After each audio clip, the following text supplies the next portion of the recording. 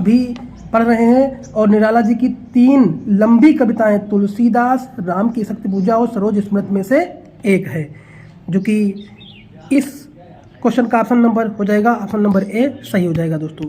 चलिए अगला है अधिकार दोस्तों। अधिकार सुख कितना मादक किंतु सारहीन है, पंक्ति प्रसाद के किस नाटक से ली गई है?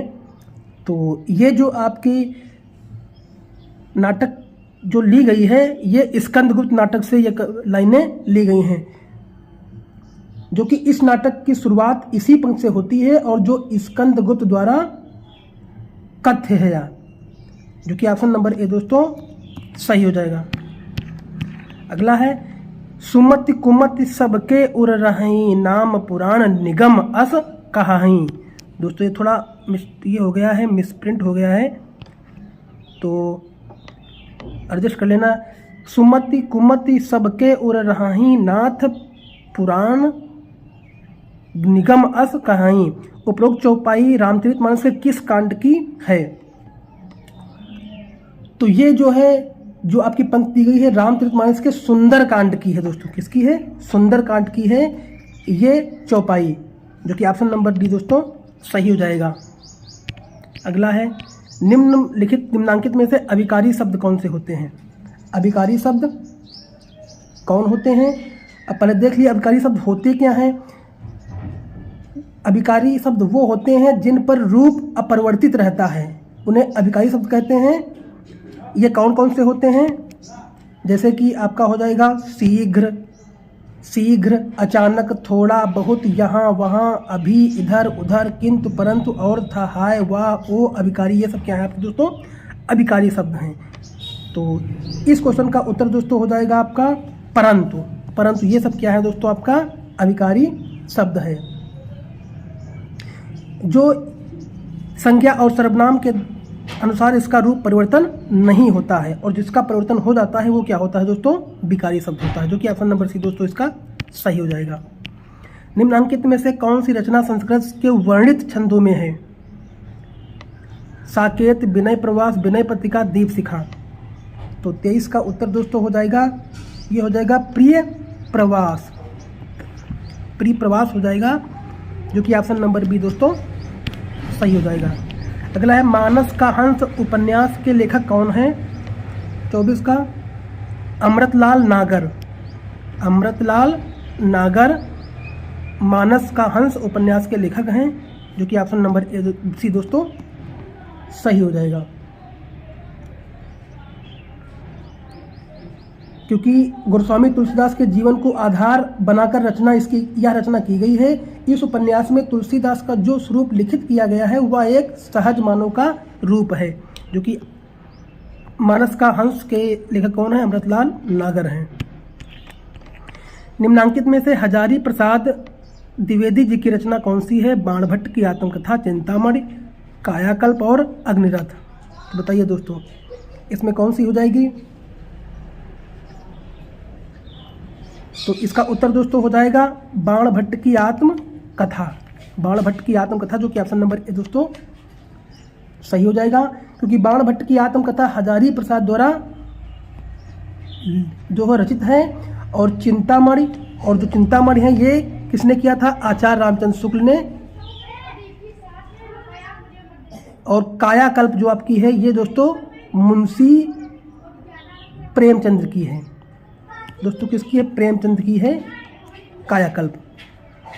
तो 25 का उत्तर दोस्तों क्या हो जाएगा? बाणभट्ट। ऑप्शन नंबर ए सही हो जाएगा। ये आपका गद्यांश है, इसको पढ़ लेते हैं, जो कि इसमें 4 क्वेश्चंस आपको मिलेंगे, इस पैराग्राफ से मिलेंगे। और जैसे कि रीट लेवल में फर्स्ट और सेकंड में 1 से 2 पैराग्राफ आ ही जाते हैं।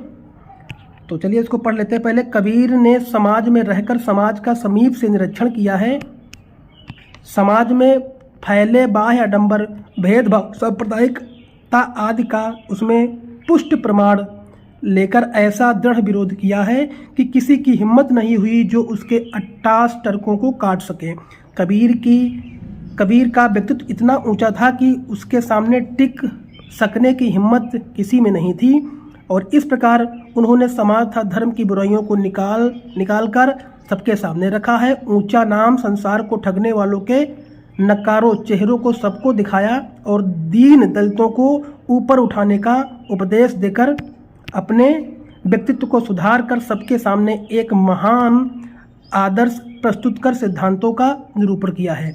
कर्म, सेवा, अहिंसा, निर्गुण मार्ग का प्रसार किया है और कर्म कांड में मूर्ति पूजा का विरोध किया है। अपनी सखियों, रामायणियों तथा शब्दों को बोलचाल की भाषा में रखकर सबके सामने एक विशाल ज्ञान मार्ग खोला है। इस प्रकार कबीर ने साम्यवादी दृष्टिकोण अपनाया है और कथनी करनी एकता पर बल दिया है। वह महान युगदृष्टा, समाज सुधारक तथा महान कवि थे। उन्होंने हिंदू मुस्लिम के बीच समन्वय की धारा प्रवाहित कर दोनों को ही शीतलता प्रदान की है दोस्तों। तो चलिए, कबीर के अकाट्य तर्कों को काटने की क्षमता किसी में नहीं थी, क्योंकि उन्होंने सामाजिक गतिविधियों का गहराई से निरीक्षण किया है, जो कि ऑप्शन नंबर डी दोस्तों सही हो जाएगा। क्योंकि कबीर के अटक के तर्कों को काटने की क्षमता किसी में नहीं थी, क्योंकि उन्होंने सामाजिक गतिविधियों को गहराई का से निरीक्षण किया है। यही दोस्तों आपका उत्तर दोस्तों सही हो जाएगा, क्योंकि अभी ऊपर आपने पढ़ा है।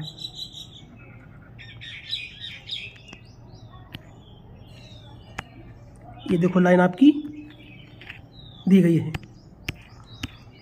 अगला है, समाज सुधारक के रूप में कबीर का योगदान क्या था?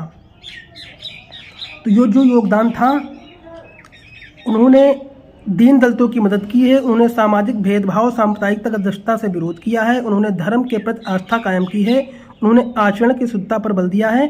तो इसका उत्तर दोस्तों, उन्होंने सामाजिक भेदभाव, सांप्रदायिकता का दृढ़ता से विरोध किया है। यही आपका उत्तर सही हो जाएगा, जो कि अभी आपने पैराग्राफ में पढ़ा है।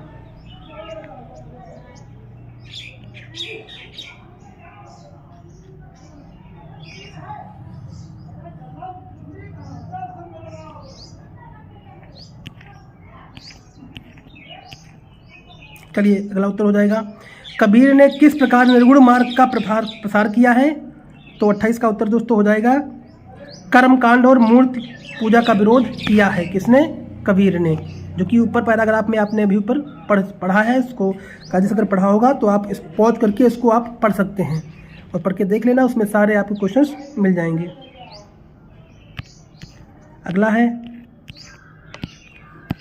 कबीर की रचनाओं का जन प्रसार पर दीर्घमार्गी प्रभाव रहा है, क्योंकि वह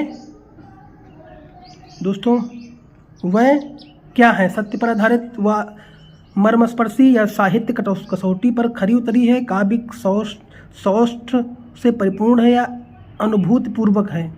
तो ये आपका उत्तर दोस्तों क्या हो जाएगा दोस्तों? ये उत्तर हो जाएगा सत्य पर आधारित व मर्मस्पर्शी है, जो कि ऑप्शन नंबर आपका ए सही हो जाएगा। कबीर के किस रूप में साम्यवादी थे? तो 30 का उत्तर दोस्तों हो जाएगा, वो उन्होंने हिंदू और मुस्लिम के मध्य समन्वय स्थापित किया है, जो कि उत्तर आपका भी दोस्तों सही हो जाएगा। तो दोस्तों इस सेट में इतने क्वेश्चनों को रखेंगे। अगर वीडियो अच्छा लगा हो तो लाइक करिए, कमेंट करिए, चैनल को सब्सक्राइब कर लीजिए। और बहुत जल्द इसकी थ्योरी की क्लास मैं आपको करवाऊंगा। हिंदी के 2 क्लासें आपको मिलेंगी, जो कि रीट लेवल के लिए फर्स्ट और सेकंड के लिए बहुत ही इंपॉर्टेंट होगी। इसके अलावा बीपीएससी के लिए और विभिन्न एग्जामों के लिए भी इंपॉर्टेंट होने वाली है। ये प्रैक्टिस तो आपका चलता ही रहेगा, लेकिन थ्योरी क्लास भी मैं आपको जल्द ही इसकी लेके आऊँगा। धन्यवाद।